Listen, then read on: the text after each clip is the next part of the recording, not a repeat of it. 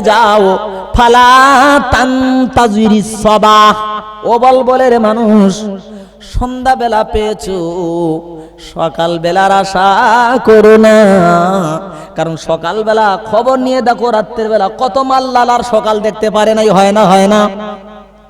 দুই নম্বর কি বলেছেন? ওয়াইজা আসবাহাতা, যদি তুমি সকালবেলা পেয়ে যাও, ফালা তানতাজুরিল মাসা, তাহলে তুমি সন্ধ্যার আশা করো না যে সকাল হয়েছে আবার সন্ধ্যাবেলা বাড়ি যেতে পারবো, এ আশা কোনোদিন করো না।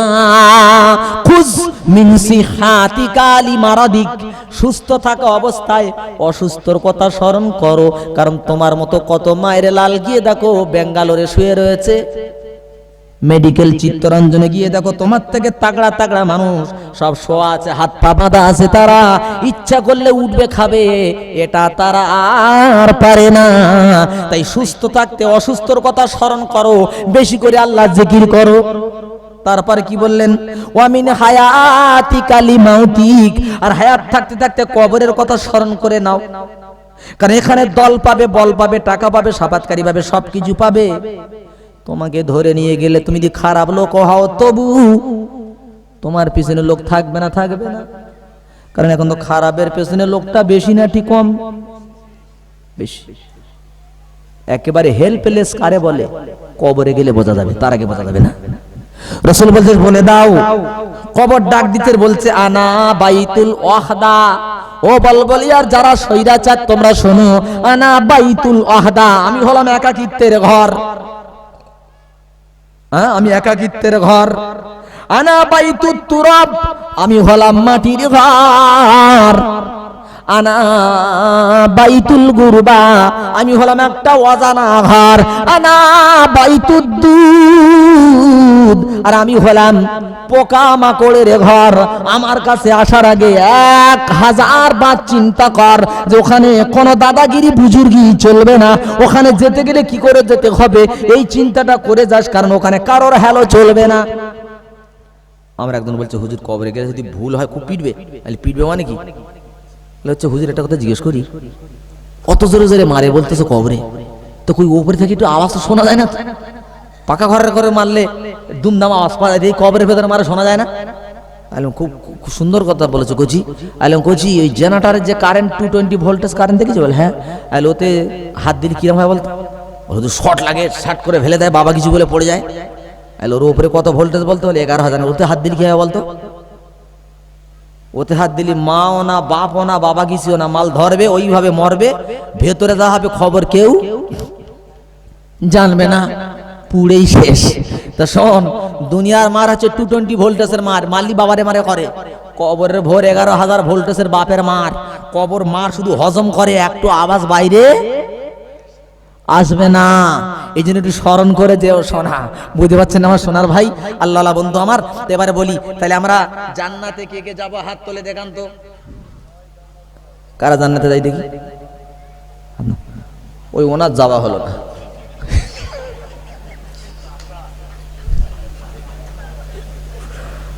ভাবছি ঘুমিয়ে করে জান্নাত ছেড়ে দেওয়া। জি হ্যাঁ ভাই, ওই জন্যই বেশি রাত্রে ওয়াজ করতে নেই, বিশ্বাস করেন। মানে এক খ্রিস্টান, এক মুসলমান আর এক ইহুদি, তিনজন রমজান মাসে বেড়াতে যাচ্ছে। যেতে যেতে ভাবছি, শোনো তুমি এবারে, যেতে যেতে এখন রমজান মাসে মুসলমান ইফতারের টাইম হয়েছে, এখন ইফতারের বিরাট একটা খাঞ্চা মুসলমানের সামনে এনেছে, ইফতার ভর্তি। এখন খ্রিস্টান আর ইহুদি বলতেছে এই ইফতার মুসলমানের খেতে দেওয়া যাবে না। ও যখন ইফতার করে এসছে খাবে, ওর তো পেটে ক্ষুধা, বলে এই ইফতার এখন খাওয়া যাবে না। বলে কেন? বলে ইফতার খাবে সে আজ রাত্রে ঘুমির ঘরে ভালো ভালো স্বপ্ন দেখবে যে। আচ্ছা বলেন, পেটে যদি ক্ষুধা থাকে ঘুম আসে? তিনজন শুয়েছে, শোয়ার পরে মুসলমান রাত্রিবেলা উঠে একদম পুরো সাপটে চাট করে দিছে, দেখো শুয়ে পড়েছে। জি এর ফজরে আযান হচ্ছে, আসসালাতু খায়রুম মিনান নাওম।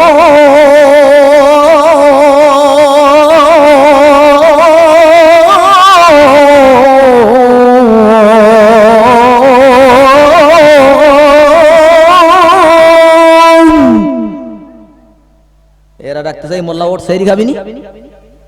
উঠে বলে বস, স্বপ্ন বলা বলি হোক।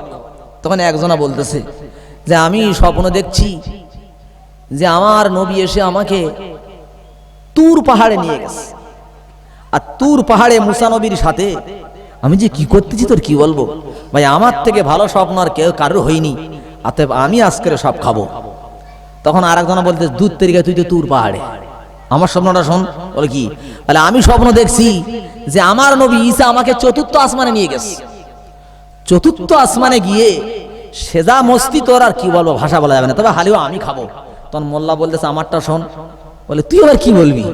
বলে ভাই তোরা যখন আমি শুয়ে আছি, হঠাৎ দেখি আমার নবী এত বড় লাঠি দিয়ে আমার কাছে এসে বলে ওঠ।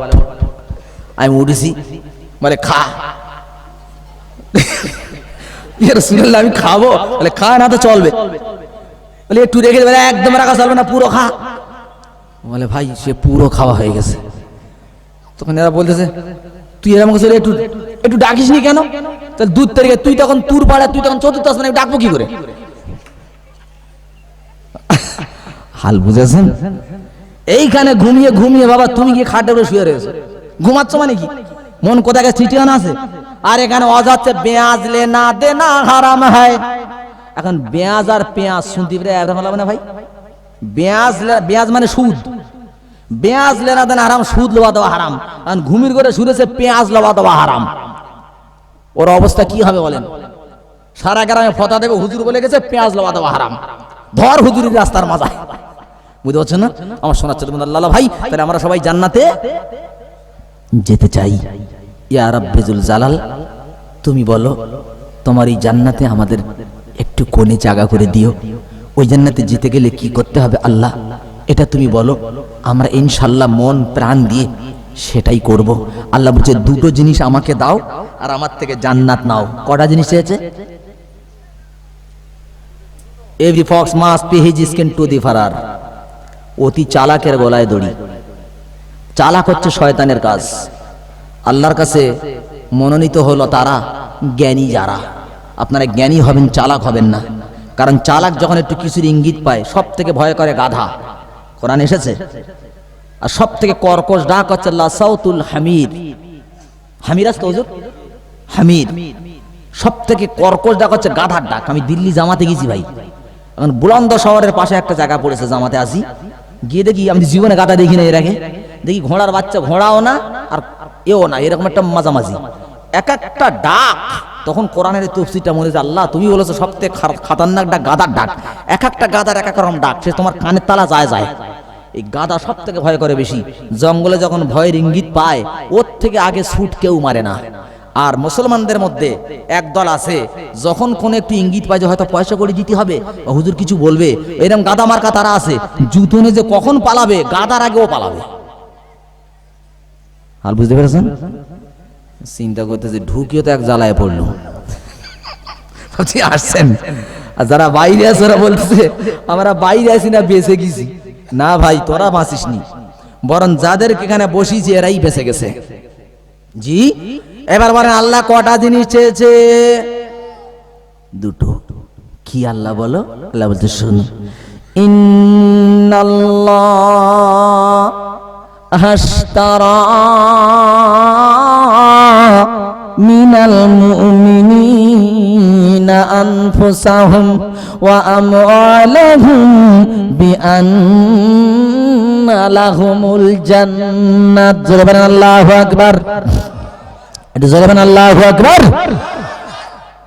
আল্লাহ বলছেন ইন্নাল্লাহ, নিশ্চয়ই আল্লাহ তাআলা, আশতারা, আল্লাহ বলছে আমি কিনে নিয়েছি। কি কিনেছো আল্লাহ? মন দিয়ে শোনো কথাটা, কি কিনেছো আল্লাহ? আল্লাহ তার আগে বলতে শোনো, মিনাল মুমিনিন, আমি মোমেনদের থেকে কিনেছি। আল্লাহ কথা বলেনি গাজী, শেখ, সৈয়দ, পাঠান, মোল্লা, মানুষ না। আল্লাহ বলছে মিনাল মুমিনিন, আমি মোমেনদের থেকে নিয়েছি। আল্লাহর কথার কত বড় তাৎপর্য, কতটা লজিকপূর্ণ কথা দেখেন। আল্লাহ যদি বলতেন মানুষের কাছ থেকে কিনেছি, তাহলে কিন্তু অন্যরকম হয়ে যেত। আল্লাহ বলছে মুমিনিন, মোমেনদের থেকে কিনেছি। কারণ একই বাড়ির ভেতরে তিন বাপ্পুই চারি বাপ্পুই আছে, একটা ছেলে মোমেন, আর একটা ফেরাউন, আর একটা নমরুদ, আর একটা আবু জেহেল। এখন যেটা মমিন ওইটি শুধু আসবে আর নামাজ পড়বে দেবে, আর তিনজন যে মোল্লার নামে ফেরাউন ও কি জীবনে আসবে নাকি ভাই?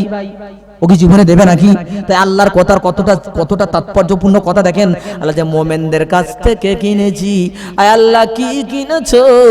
আল্লাহ বলছে আনফুসাহুম, আমার মুমিন বান্দার জান, ও আলাহুম, আর আমার মুমিন বান্দার মাল। কি নিয়েছে ভাই? জান আর মাল। মন দিয়ে শোনেন, সাহাবীদেরকে রাসূল বলছে, সাহাবীরা তোমরা যদি 9 ভাগ ইবাদত করো, 1 ভাগ বাদ দাও, তোমরা পাকড়াও হয়ে যাবে। আর আমার পরের একটা উম্মতের আসছে, তারা 9 ভাগ ছেড়ে দেবে, 1 ভাগ করবে, জান্নাতে চলে যাবে। জোরে বলেন সুবহানাল্লাহ। সাহাবীরা জান দিয়েছে, বিবি দিয়েছে, মাল দিয়েছে, বাচ্চা দিয়েছে, দেশ ত্যাগ করেছে। আর আমাদের জন্য দেশ ত্যাগ করতে হবে না, জান দিতে হবে না, শুধু আল্লাহর রাহে একটু ডান হাতটা বাড়িয়ে দেবেন, আল্লাহ রব্বেজুল জালাল খুশি হবে। আল্লাহ বলছে ওদের জান আর মাল। আল্লাহ তুমি কি দিয়ে কিনেছো? আল্লাহ বলছে বিআন্না লাহুমুল জান্নাত, আমার মুমিন বান্দার জান আর মালের বিনিময়ে আমি আল্লাহ আমার জান্নাতটা দিয়ে দিলাম। জোরে বলেন সুবহানাল্লাহ। ইঙ্গিত পেয়ে কেউ উঠে যাবে না তো? জি, আমার তরফ থেকে কোনো জোর নাই ভাই, জবরদস্তি নাই, মাত্র 18 মিনিট এর মধ্যেই কমপ্লিট করব।